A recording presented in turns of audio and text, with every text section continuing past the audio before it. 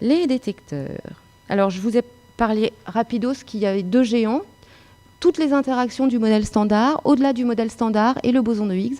Alors, celui dont je vais le plus parler, parce que c'est celui sur lequel je travaille, c'est Atlas, mais il a un compère qui s'appelle CMS, qui veut dire Compact Muon Solid. Alors, juste pour vous expliquer le C de compact, cette chose-là n'est pas à l'échelle, elle est 2 fois plus petite que cette chose-là, mais 2 fois plus lourde. Et on a eu des problèmes de sous-sol pour poser CMS au fond de sa caverne parce qu'il enfonce la terre, quoi, le béton, tout ce que vous voulez.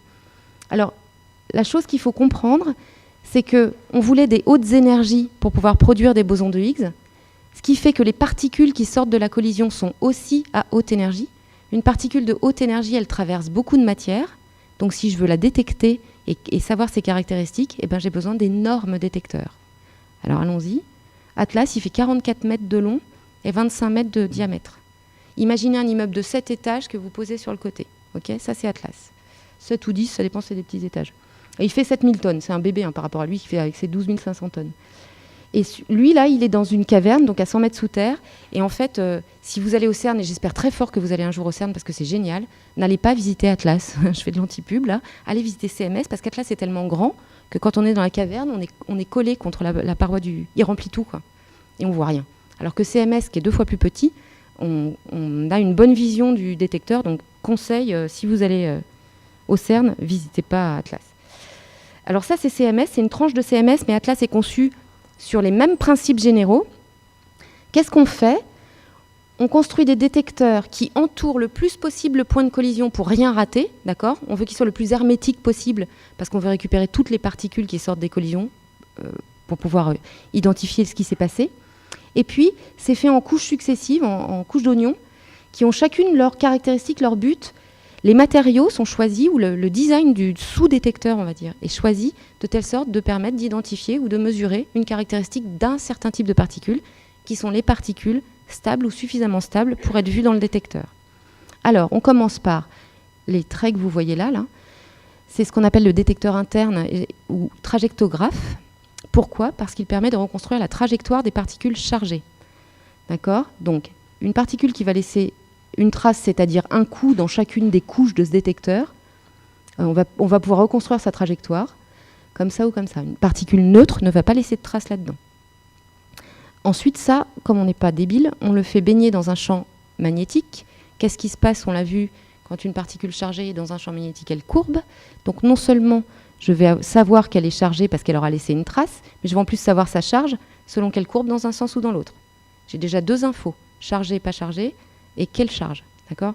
En fait, j'ai mieux que ça. On a vu tout à l'heure, avec le 0,3 QROB, que le rayon de courbure, il est proportionnel à l'impulsion. Je peux aussi reconstruire l'impulsion en regardant le rayon de courbure. Ensuite, on met un truc qui s'appelle le calorimètre électromagnétique. Là-dedans, électrons, positrons et photons vont s'arrêter et déposer toute leur énergie. Donc, toute l'énergie déposée là et une trace, c'est un électron ou un positron, puis je sais lequel avec sa courbure. Toute l'énergie déposée là et pas de trace devant, c'est un photon. J'ai déjà 3 des particules stables que j'ai identifiées et mesurées. Couche suivante, calorimètre hadronique. Là, ça va être tous les hadrons, c'est-à-dire protons, neutrons, pions, toutes ces autres choses-là, vont laisser un peu d'énergie dans le calot électromagnétique, mais tout le reste dans le calot hadronique. Ça me permet de les mesurer et de les identifier. Et ensuite, le plus externe, c'est ce qu'on appelle les chambres à muons, parce que la caractéristique du muon, c'est de traverser beaucoup de matière sans s'arrêter. Donc, ils sortent du détecteur, les muons, mais en revanche, on va savoir qu'ils sont passés là. Et comme il n'y a que eux qui peuvent arriver jusqu'ici sans avoir déposé toute leur énergie, on sait que c'est des muons.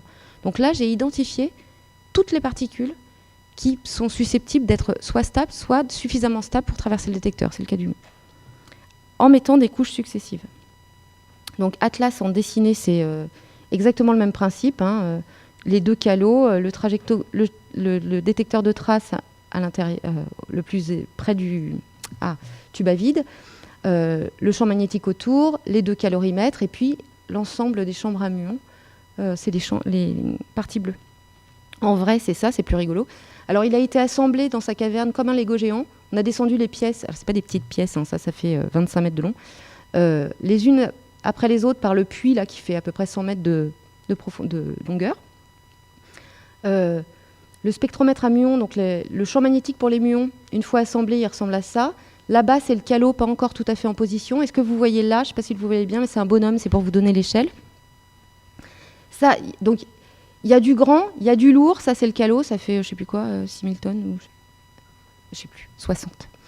Et ça, c'est le trajectographe, la partie la plus interne. Donc ça, c'est du très minutieux, ça a été assemblé en salle blanche, par exemple. Donc c'est vraiment des choses très diverses, mais qui nous permettent de reconstruire tous les événements.